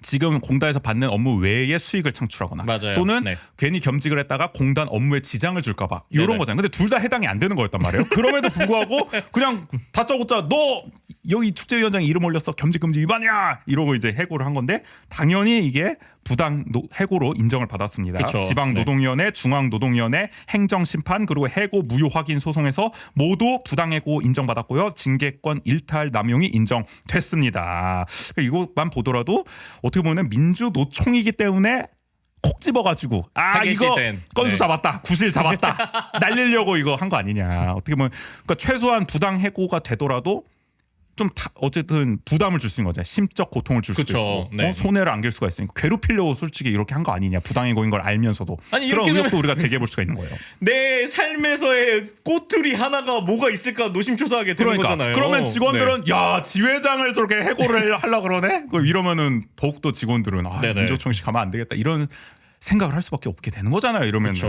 그리고 부지회장인 이수혁 부지회장에게도 정직 3개월 징계를 때렸는데 이것도 지금 표적 감사를 했다는 의혹을 받고 있습니다. 다툼이 있어요. 이것도. 자, 그다음에 김억수 초대 이사장 아까 얘기했죠. 이분은 노사 협력을 중시했다고. 네. 근데 이 김억수 이사장도 해고를 해버렸습니다. 이분이 원래 임기가 2023년 4월까지였어요. 임기가 이제 3년이죠. 2020년부터 했으니까. 맞죠? 3년 맞아요. 맞죠? 네. 3년인데 2022년 10월에 해고를 했습니다. 그러니까 원광수 시정 들어서고 어떻게 보면 곧바로 해고를 했다고 보면 되는 거예요. 김억수 이사장을. 근데 이유가 뭐냐면은 노사 업무 처리를 부적절하게 했다가 이유예요. 그래서 이게 정확히 어떤 사유인지를 김억수 당시 이사장이 언론 기고를 통해 밝혔습니다. 원주투데이와 원주신문에 다 기고를 하면서 이게 대놓고 그냥 그 정황을 밝혔거든요. 보면은 세 가지입니다. 그게 일단은 민주노총 간부와 수시로 단독 면담을 해 노조 요구 사항을 검토하라고 지시를 했다. 이게 첫 번째고 그 다음에 아까 말했던 그 청소 기동반을 직무 공모제를 했다 그랬잖아요. 그래서 일반직 노조의 사람들이 다 뽑혔다 그랬잖아요. 이걸 할 때 문제가 뭐였냐면 아까 그 폭언했다고 했던 맞아요. 일반직 그 직원이 뽑히니까 민주노총에서 반발했단 말이에요. 이 사람 하면 안 된다. 그래서 김억수 이사장이 뭐 감사실에서도 주의 처분을 했고 그러니까 일단은 임명 보류하겠다 하니까 이번엔 일반직 노조에서 항의를 하면서 고용노동부에 막 진정서 내고 막 그랬어요. 그러다가 나중에 뭐 양측이 다 합의를 해가지고 취하하고 막 그랬는데 왜 그런 소란을 만들었냐. 두 번째가 그겁니다. 일반직 노조에서 고용노동부 진정서를 제출하고 취하했다. 이런 사태가 있었다. 그러니까 이게 노사 관리 제대로 노무 관리 못 해가지고 괜히 시끄럽게 만든 거 아니냐. 양쪽에 노사 업무 처리 부적절하게 한 거 아니냐 이렇게 한 거고. 그다음에 민주노총 그 지회장 있잖아요. 공단 지회장. 이분이 이제 근로 면제 시간이 있어요. 노조 업무 활동할 수 있도록 그 시간 동안은 일을 안 하도록 되는 그 노동법상의 제도가 있습니다. 타임오프제라고 하는 그 타임오프 시간에 기자회견에 참석한 일이 있었어요. 노동조합 관련 다른 사안으로. 근데 왜 거기 참석을 했냐? 이게 공단 노조를 위한 일이 아니고 다른 어떻게 보면 노조를 위한 기자회견인데 거기에 왜 참석을 했냐? 이거에 대해서 경위서를 받아야 되는데 왜 그 받는 것을 막았냐? 그 이사장이 그걸 이제 문제 삼은 겁니다. 근데 김억수 이사장은 아니 내가 그 감사실이나 이런 데 물어보니까 그거 뭐 별로 저촉되는 사항이 아니라고 하더라.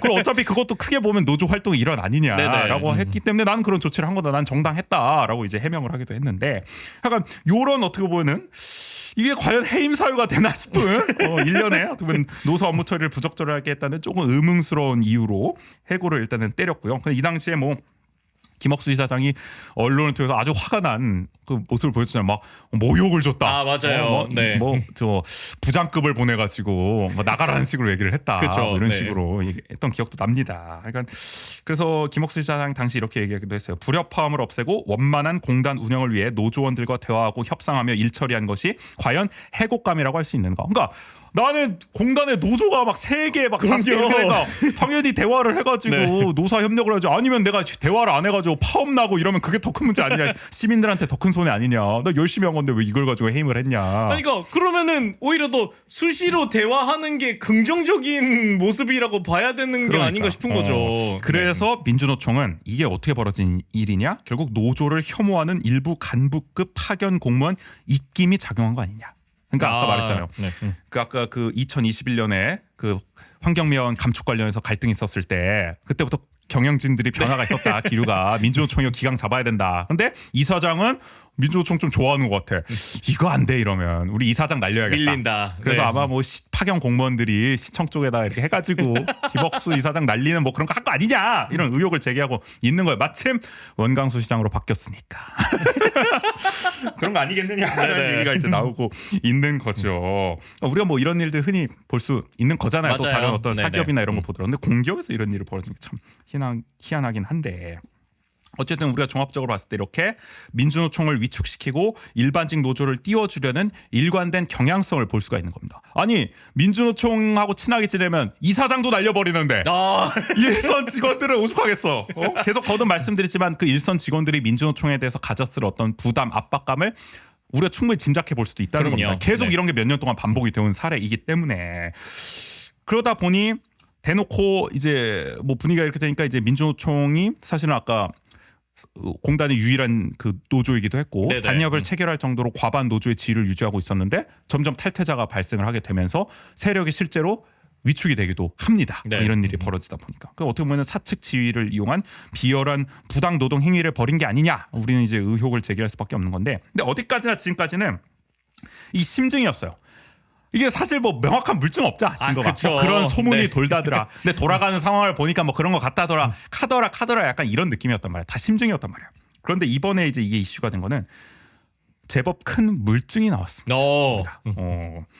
일단은 우리가 시점을 2022년 9월로 좀 돌려볼게요. 이때는 또 뭐냐면은 많이 왔다 갔다 하는데. 좀 헷갈리십니까 여러분? 아니 뭐 헷갈리지 않으실 거예요. 좀 정리를 해볼게요. 네. 2022년 9월이 왜 중요하냐면은 우리가 단협을 2022년에 맺었다 그랬잖아요. 2020년에 맺었다 그랬잖아요. 처음에 그쵸. 민주노총이 네네. 유일한 노조였을 때 2020년 12월에 첫 단협을 맺었는데 단협이 보통 이제 2년이에요. 시효가. 그럼 2022년 12월에 새 단협을 체결해야 되잖아요. 그렇죠. 그러면 이제 9월부터 슬슬 준비 들어갑니다. 근데 단협은 보통 우리 노동법상 어떻게 하냐면은 과반 노조가 단협에 협상을 맡게 돼 있어요. 대표 노조 지위를 획득을 해가지고. 뭐 보통 그러니까 노조가 여러 개 있으면 여러 개 있을 때는 한 노조가 이제 하는데 그때 이제 숫자 많은데 과반 노조가 하게 돼 있습니다. 그래서 이런 것도 네. 되게 중요하겠네요. 그러니까 이때쯤 되면은 이 노조가 어디가 과반 맞아요. 노조가 됐느냐. 정확히 말씀해 주셨어요. 네. 그게 중요한 게 지금 그 당시에 그 경쟁이 치열했다는 겁니다. 2022년 9월로 돌아간 이유가 이 당시에 과반 노조를 둘러싼 치열한 경쟁이 벌어졌다 이 공단 안에서는. 우리 새학기 때 대학교 동아리 또 그렇게 비교를 이거 심각한 거야. 그쵸, 또 그쵸. 동아리로 물론 동아리도 심각하지만 그만큼 누군가를 유치하기 그렇죠. 위한 그 치열한 노력들이 있었다. 근데 그건 합법이잖아 적어도. 이건 불법이야. 진짜. 하나 볼게요. 네. 이 과정에서 이 경쟁이 치열한 상황에서 핵심 간부급 인사가 민주노총 탈퇴와 일반직 노조 가입을 종용하거나 노조에 가입하지 않은 직원을 일반직 노조에 가입하도록 유도한 정황이 이번에 발견이 된 겁니다. 만약에 이게 진짜로 인정이 된다면 이 물증이 정말 실제 부당 노동 행위의 증거로 인정된다면 이게 노조법이 금지한 지배 개입에 해당됩니다. 그러니까 회사는 노조의 활동에 개입하면 안 돼요. 누구 보고 뭐 너 노조에 가입해라 탈퇴해라 어디 노조로 가라 이런 얘기하면 절대 하면 안 되는 겁니다. 노조는 자율적인 활동을 보장받아야 되는데 회사가 그거에 대해서 간섭하게 되면은 그때부터 자율적 활동이라는 건 안 되는 거죠. 그러면은 지금 저 부장님께서 나보고 저기 일반직 노조 가라 그랬는데 만약에 말 안 들으면 나 다음 인사에서 불이익 받는 거 아니야? 당연히 이럴 거 그쵸. 아니에요. 그러니까 회사는 네네. 관여를 하면 안 되는 거예요. 애초에 노조에 대해서 말 자체를 하면 안 됩니다. 굉장히 조심해야 되는 건데 만약에 이런 걸 했다면은 이거 뭐 너무 노골적으로 지배 개입을 했다고밖에 볼 수가 없는 거고. 그쵸. 근데 이걸 한 사람이 누구냐 지금 공단 설립 때부터 도시환경팀장, 체육사업팀장, 교통사업부장을 역임한 부장이라는 사람입니다. 부장. 이 사람은 지금 민주노총 주장에 따르면 애초부터 반노조 성향이 뚜렷한 사람이라고 해요. 이분이 아까 혹시 그 2021년부터 이게 약간 마음에 들지 않아 했던 그분이 아닐까. 뭐 그 일원 중 한 명일 가능성이 네네. 있겠죠. 민주노총 주장에 따르면은. 그래서 어떤 게 있냐면은 이번에 문자가 공개가 됐어요. 제보를 받은 거야. 민주노총. 네네. 이런 문자가 있다. 근데 이 문자를 보면 어떤 게 있냐면 부장이 같이 근무한 적이 있는 직원에게 공공사업부 쪽 인원을 일반직 노조로 가입시키라고 권유하는 메시지를 막 보냅니다. 보면은 간연, 시설 이렇게 구체적 분야를 찍기도 해요. 간연 쪽에 누구 좀 가입 좀 시켜라. 뭐 이런 식의 이제 문자를 보내거나 네네. 실명을 언급하면서 특정 대상자를 지정하기도 해요. 땡땡땡땡땡땡땡땡 얘네는 뭐 아닌 것 같은데 좀 가입시켜라. 땡땡땡땡땡땡 얘네는 반민노인 것 같고 막 이러면서 이런 얘기도 하기도 한다는 거예요. 그러니까 이 메시지만 놓고 보면은 지령이잖아요, 지령. 노골적으로 지배 네. 개입을 한 거예요. 이거는 어떻게 보면은 만약에 이게 이제 이 지배 개입이 인정이 되면은 2년 이하의 징역 또는 2천만 원 이하의 벌금을 받게 돼 있거든요. 상당히 심각한 범죄입니다. 네네. 그리고 이걸 만약에 사용자가 제대로 관리 감독 안 했으면은 예를 들어 이사장이라고 하면은 이것도 처벌이 가능하거든요. 근데 어쨌든 이런 일들이 2022년 9월부터 벌어졌다. 이 시기를 기억해 보시죠. 2022년 9월이면 또 원강수 시정 들어서죠. 네. 잘 또 생각을 해보시면 될 것 같고요. 그러니까 그쵸. 네. 기류가 크게 바뀌었다는 겁니다. 이때부터. 그래서 이런 각고의 노력 끝에 결국 일반직 노조는 과반수 노조가 됩니다. 물론 이 2022년 당시에는 과반 노조가 결국에는 결정이 안 돼요. 치열하게 경쟁이 펼쳐지다 보니까 동수로 나와요. 나중에는. 네네. 그래서 단협이 그냥 아마 연장이 됐을 거예요. 그냥 유예가 됐을 거예요. 협상 못해서. 네. 그래서 그랬는데 시간이 지나면서 분위기가 그렇게 되니까 민주노총에서 탈퇴를 하고 점점 더 그런 것들이 직원들이 일반직 노조로 가게 되니까 결국엔 과반수 노조가 됐고 2024년 작년에 새 단협을 체결하게 됩니다. 근데 일반직 노조가 중심이 돼서 체결한 이 새 단협은 2020년에 체결한 협약보다 후퇴했다는 평가를 받고 있어요. 세월은 4년이 흘렀는데 진보를 한 게 아니라 오히려 후퇴를 했다. 예를 들어서 뭐 근로시간 면제 한도라든지 근무시간 중 조합 활동의 범위와 뭐 시간이라든지 이런 게 축소됐고요. 각종 휴직 제도도 후퇴했다. 이런 지적을 비판을 민주노총 쪽에서는 하고 있는데 이게 일반직 노조에서 원했던 것인가 관리자급에서 원했던 것인가라는 생각을 하지 않을 수가 없습니다. 자, 그래서 이런 증거들을 이제 확보한 민주노총은 올해 1월 고용노동부 원주지청에 고소장을 접수했고요. 철저한 수사, 관련자 색출, 처벌을 촉구하고 있는 상황입니다. 그래서 이런 게 보면은 뭐 공단은 그렇게 얘기할 수도 있죠. 이게 사실 그러니까 고용노동부에서 부당 노동 행위로 인정이 되더라도 이거는 그냥 부장의 일탈이다. 우리가 지시한 게 아니다. 그럼 부장이 평소에 뭐 노조를 좀 싫어했나 봐. 뭐 개인적 성향으로 했나 봐. 왜 그랬대. 이럴 수 있는 거잖아요. 근데 민주노총 입장에서는 이게 우리가 지금까지 봤잖아요. 한 부장의 일탈이 아니라 공단이 이런 분위기를 계속 조성해 왔다. 관리직들이 계속 이렇게 해온 거 아니냐. 심지어 이사장을 해고시킨 거는 원주시청의 뜻 아니냐. 원주시 정부의 뜻도 반영된 거 아니냐. 그쵸. 원주시 정부도 어느 정도 동조한 거 아니냐. 그러니까 이런 어떤 조직적 차원의 소위 말하는 노조 와해 공작이 아닌지 따져봐야 된다. 철저하게 봐야 된다. 이거를. 아니 저는 그게 그래서 이 시기도 참 묘하다라고 다시금 생각을 했던 게 2022년 9월에 그렇게 한창 치열하게 나온 그 상황 속에서 2022년 10월에 김옥수 이사장이 날라가잖아요. 그러니까 이게 눈에 가시들 치워된 게 아니냐. 그쵸. 이게 그러니까 의심할 수밖에 없는 거야. 이게 혹시 모르니까 그게 어쨌든 과반이 어떻게 되느냐에 또 달라지게 과반에 대한 판정은 또 이사장이 할 수도 있는 거죠. 사용자 측이 하는 거니까. 네네. 맞아요. 그런 거를 우리가 또 의심해 볼 수밖에 없는 거고 정황이 좀 딱딱 맞아 떨어가는 느낌? 거기에 물증이 나온 거죠 이번에. 답안을 준비하기 위해 그러니까 어떻게 보면 아래 위에서 이 아주 치열한 물밑 그런 움직임들이 있었다는 거고요. 어쨌든 불법입니다 이게 인정이 된다면은. 그래서 우리가 진짜 삼성, 뭐 SPC 이런 뉴스로만 접했던 이 정말 노조와의 공작, 부당 노동 행위를 좀 원주 한복판에서 보게 생겼다. 정말 화가 나는 일입니다. 우리 원주시 시설관리공단은 뭐 우리 방송에서도 여러 차례 출연을 했지만은 이 공단이 말도 많고 탈도 많아요. 일단은 지금 현 이사장 조남현 이사장 자체가 원강수 시장의 측근으로 꼽히잖아요. 선거 때 열심히 도운 분이잖아요. 근데 이분이 원래는 그 새 이사장을 뽑을 때 김억수 쫓아내고 새 이사장을 공모할 때 1차 공고에서 떨어졌던 분이에요. 면접도 못 올라갔단 말이야 이분은. 근데 아니 뻔히 면접 대상자까지 다 선발해 놓고서 갑자기 원주시에서 재공고를 그냥 때려버렸잖아. 다시 공고합니다. 시설관리공단에서 재공고했다. 뭔가 이때부터 수상하다 그랬는데 재공고를 하고 나서 결국에는 이 조남현 이사장이 합격을 하게 됩니다. 근데 그 합격할 당시에 백지 이력서를 냈다는 의혹이 제기돼서 저희가 맞아요. 다룬 적이 있었잖아요. 네. 뭐 이력서 내용이 이렇게 부실한데 이 사람 어떻게 뽑힌 거냐 도대체 그런 얘기를 하기도 했었는데. 운전면허로. 예, 그거 다른 일이에요. 아, 그거는 다른 일이군요. 체육회고 아, 맞네. 하도 아, 지금 이게. 보은 이사가 와가지고 좀 헷갈리시는데 그분은 심지어 백지는 아니었어. 그래서 경력은 어느 정도 있었고 그분은 체육회고. 네네. 그러니까 원광 수정이 너무 지금 복잡하니까 헷갈리시죠. 그분은 다른 분이고 네. 이 조남현 이사장은 원주시 의원 커리어 뭐 이런 건 있었어요. 아, 어디 뭐 네네. 이사 커리어 이런 건 있었는데 근데 대부분의 이 이력서가 다 빈칸 아니냐 이런 의혹이 있었습니다. 백지 이력서로 합격했다는 의혹이 있었던 건데 약간 그러다 보니까 측근 보훈 인사 논란의 지금 중심에 서 있는 분이에요. 조남현 이사장 자체가. 그쵸. 그러니까 네. 어떻게 보면 원광수 시장의 코드 인사라는 거죠. 맞아요. 네. 그러면은 이제 이분이 들어와서 어떤 일을 하냐면은 지금 경영 평가에 엄청 목을 매고 있어요. 좋은 점수 받아야 된다 막. 우리 행정안전부가 지방 공기업들 평가하잖아요. 그쵸. 네. 뭐 평가를 많이 해. 그래서 막 어떻게나 A 등급 받고 싶어가지고 뭐 혈안이 되게 계시다는 거예요. 그러니까 직원들한테 계속 경쟁을 붙이고 무슨 사기업 노무 관리하듯이. 그러니까 성과급을 무슨 뭐 240% 격차를 만드는 거잖아요. 그렇게 위해서. 네네. 그리고 경영 효율화 조치라고 해가지고 계속 무슨 감원 감축 예산 아끼려고 그러고 그쵸. 뭐 이런 네. 조치를 한다는 거야. 그러니까 이게 우리가 공공성을 높이려고 공기업을 만드는 거지 뭐 돈 아끼자고 우리가 공기업합니까? 맞아요. 그리고 그냥 단순히 평가를 위해 드러나는 정량적 성과들 아니면 그런 수치를 만들어내는 일을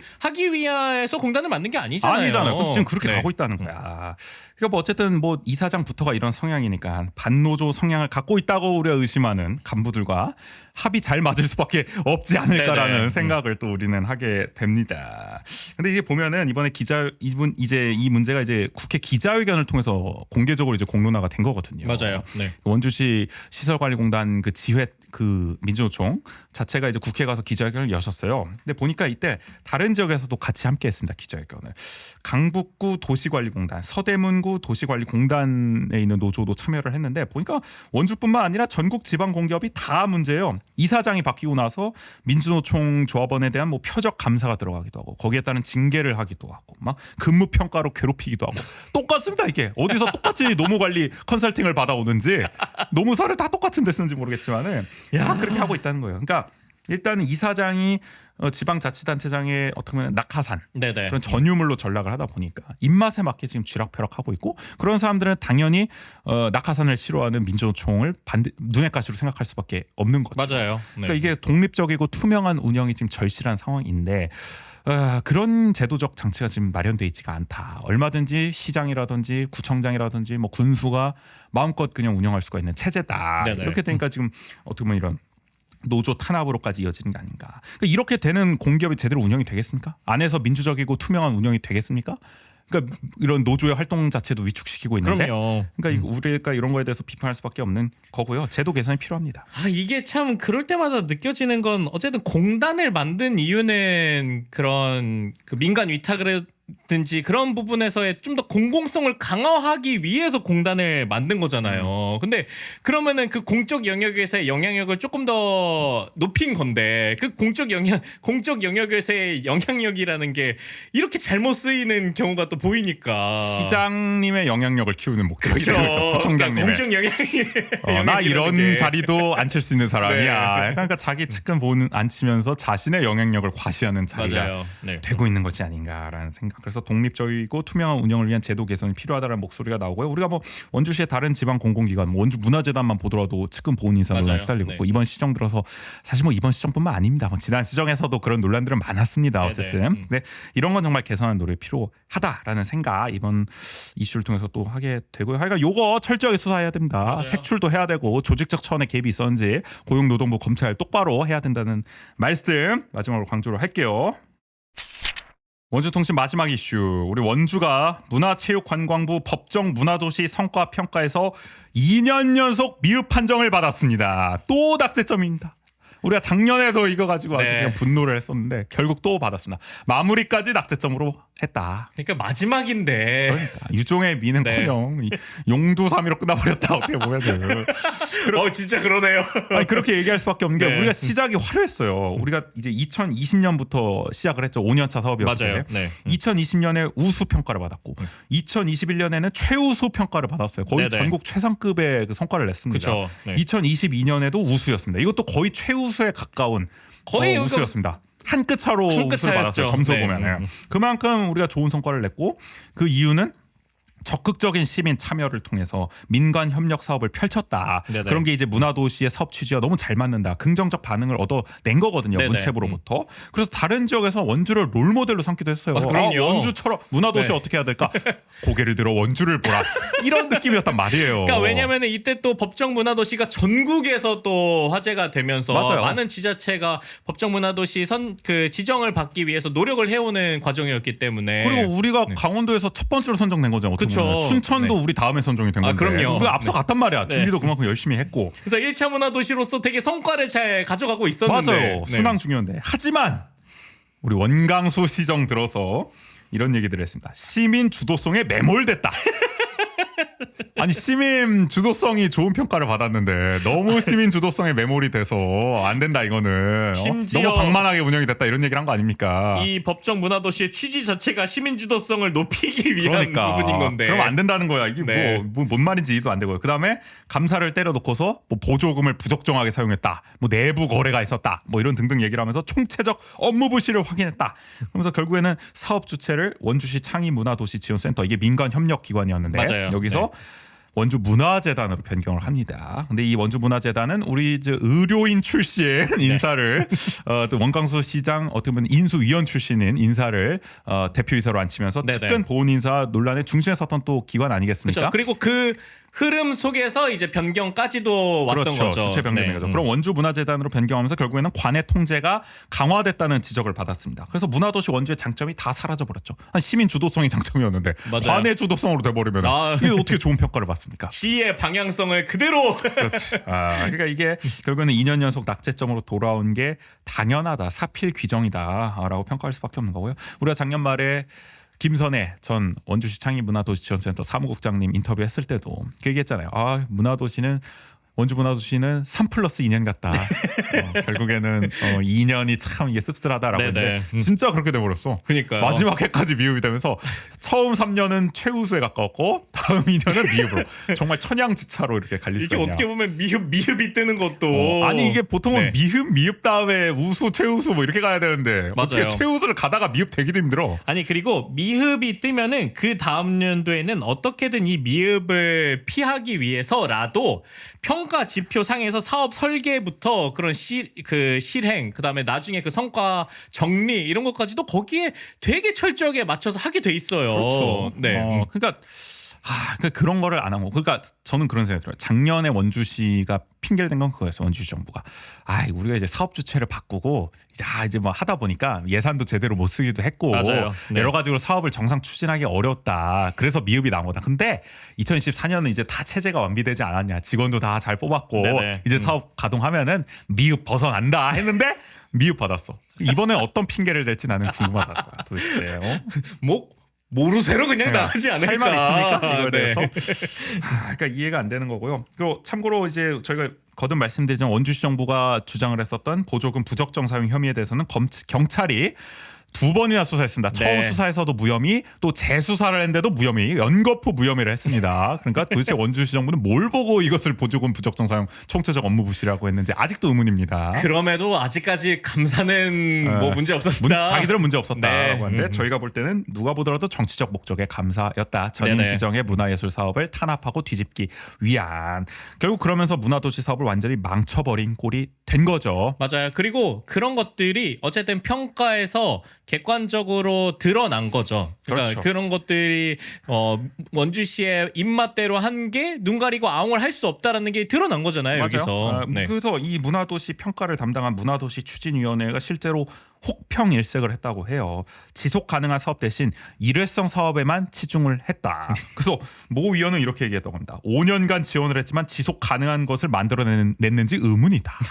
그리고 다른 의원은 지향하는 비전도 없고 발전 목표도 없다. 이거보다 정말 신랄한 평가를 내릴 수가 있나. 그러니까 너네 뭐 했냐 이러잖아요. 5년 동안. 그러니까 그리고 또 왜 이런 평가를 할 수밖에 없냐면은 원주시가 올해 마지막 연차였고 그리고 이 문화도시 사업을 5년 동안 그 국비를 들여서 지원을 하는 이유는 그 지역의 고유한 문화 자원을 활용을 해서 지역의 문화 생태계를 조성하라는 것이 이 큰 목적 중에 하나가 있기 지속 가능이 때문에 제일 중요한 거란 말이에요. 네네. 그래서 우리 김선혜 전 국장도 말씀해 주셨지만은 1년 차부터 3년 차까지는 기반을 쌓는 거란 말이에요. 맞아요. 네. 사실은 이때는 뭐 미흡이 나올 수도 있어. 아무것도 없었기 때문에. 그쵸. 좀 만들어가는 과정일 수도 있어. 물리적 공간이 될 수도 있고 아니면은 사람이 될 수도 있는 거고 활동가가 될 수도 있는 거고. 그래서 1, 3년 차는 기반 쌓다가 이제 4, 5년 차부터 본격적으로 성과를 내야 되는 건데 맞아요. 원주는 1, 3년 차 기반 너무 잘 쌓았어. 최우수 평가 받을 만큼. 근데 기반은 잘 쌓아놓고 어떻게 4, 5년 차부터 고꾸라지냐는 거야. 밥상을 성과가 안 나고. 엎었지. 밥상을 어떻게 없냐는 거야. 그러니까 너네 뭐 했냐는 거야 도대체. 비전도 없고 말이죠. 이럴 수가 있냐. 뭘 만들어. 너네 뭐 한 거냐 도대체 5년 동안. 이런 얘기가 나올 수밖에 없는 거죠. 그러니까 그게 그러니까 뭐 밥상을 엎었어. 그러면은 4, 5년에서라도 그 새로운 본인들이 가지고 있는 그 새로운 비전에서의 성과들을 만들어내기 위한 그것들이 보여져야 되는 거잖아요. 하다 못해. 그럴 수가 없었던 거죠. 네. 결국에는 시민 주도성이라는 가장 큰 장점을 버렸기 때문에 뭐 이거는 예견된 일이다. 그쵸. 절대 좋은 결과가 나올 수가 없었던 것이고. 그리고 그러니까 그런 것들이 다 단발성의 이벤트들이 벌어지기 때문에 우리가 봐도 그랬잖아요. 야, 네. 이게 문화도시야?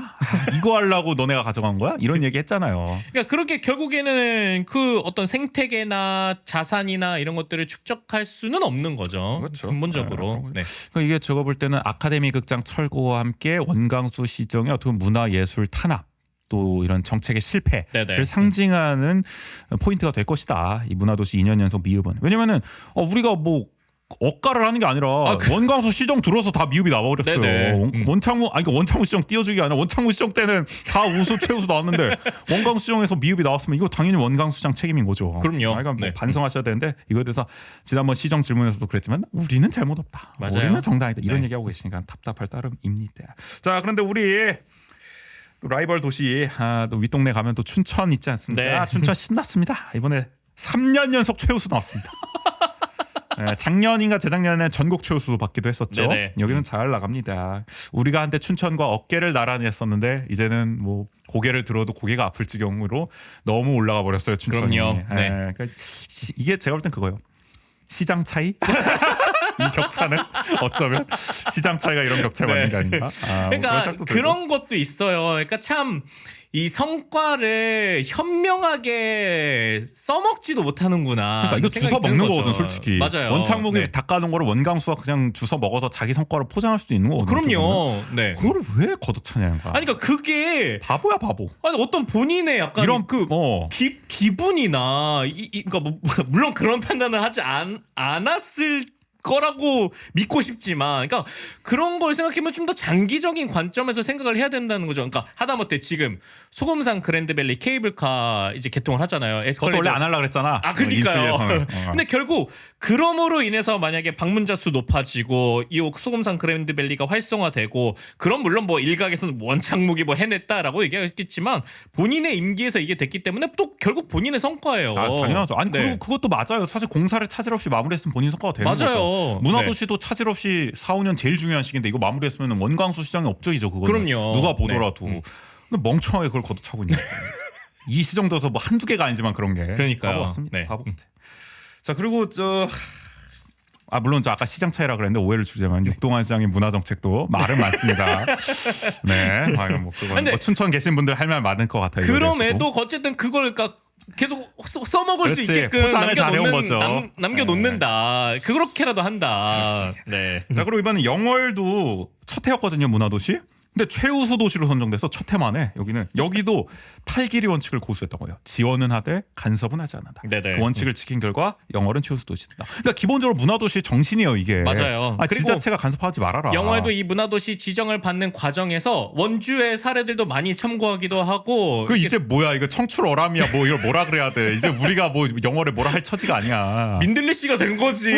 근데 우린 왜 이러냐고. 민들레 씨를 가지고 전국에 우와 퍼뜨렸고 우리는 아무것도 우리 왜 없는. 산화했어 우리는. 아 나 모르겠다. 참 안타깝습니다. 네.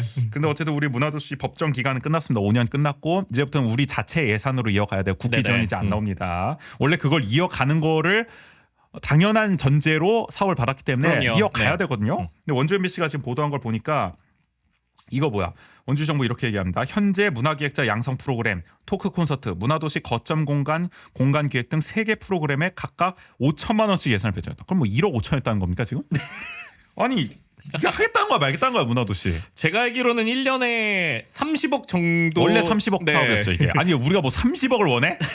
그래도 양심상 뭐 20억, 뭐 15억 뭐 이 정도 그렇죠. 반은 해야지. 해야지. 이게 네. 문화도시 원주 뭐 그렇게 브랜드 해놓고서는 1억 5천 이거 뭡니까? 이거 안 돼요 이러면은. 아니 이거는 문화도시의 브랜드를 쓰기에도 어려운 민망하지 민망해 사업이에요. 송구한 사업입니다. 네. 이게 뭐 하는 겁니까? 그러니까 결국에는 이어갈 의지가 없다는 거죠. 맞아요. 그냥 그러니까 그래서 사실상. 작년에 시의회에서도 문화도시 사업 계속 할 거냐 이랬는데 뭐 한다고는 했습니다. 뭐 결국 이게 예산으로 이렇게 나오면 이게 결과니 하는 거죠. 그냥 뭐 명맥을 네. 구색 맞추기로만 구색도 안 맞추는 거지 이거는. 원주 MBC도 이렇게 평가하더라고요. 5년에 걸친 문화도시의 꿈 결국 용두사미로 끝났습니다. 정확한 평가라고 생각을 합니다. 참 저희도 초창기에 문화도시를 또 열심히 참여했던 사람으로서 네네. 안타까운 마음이 듭니다. 맞아요. 이렇게 끝낼 네. 사업이 아닌데 정말 이 문화도시 지정을 위해서 수년 동안 노력했던 사람도 있을 것이고 초창기에 기반을 닦기 위해서 헌신한 분들도 계신데 그분들이 결국은 지금 다 뿔뿔이 흩어지거나 어려움을 겪는 상황들이 벌어진 거잖아요. 지금 네네. 원광수 시정 들어서 이 책임을 분명히 누군가 져야 된다. 그러니까 이럴 수는 있어요. 그러니까 어떤 정책의 방향성이라든지 비전은 조금 다를 수는 있는데, 근데 그런 것들을 그 내가 그리고 있는 그림 안에서 이 이어져 오는 사업들을 어떻게 잘 녹여낼까? 아니면은 이 방향성에서 그래도 이 방향성이 도시의 안에서의 생태계를 조성하게끔 만들어야 한다라는 거죠. 근데 그만한 전략과 비전도 보이지 않는다라는 게 문제죠. 뭘 기대하세요? 기대 안 하시잖아요. 솔직히 그럴 네. 거라고. 약간 역시나 예상대로 우리 문화도시는 이렇게 끝나고 말았다. 안타까운 이야기를 마지막으로 오늘 원주통신 마무리하도록 하겠습니다.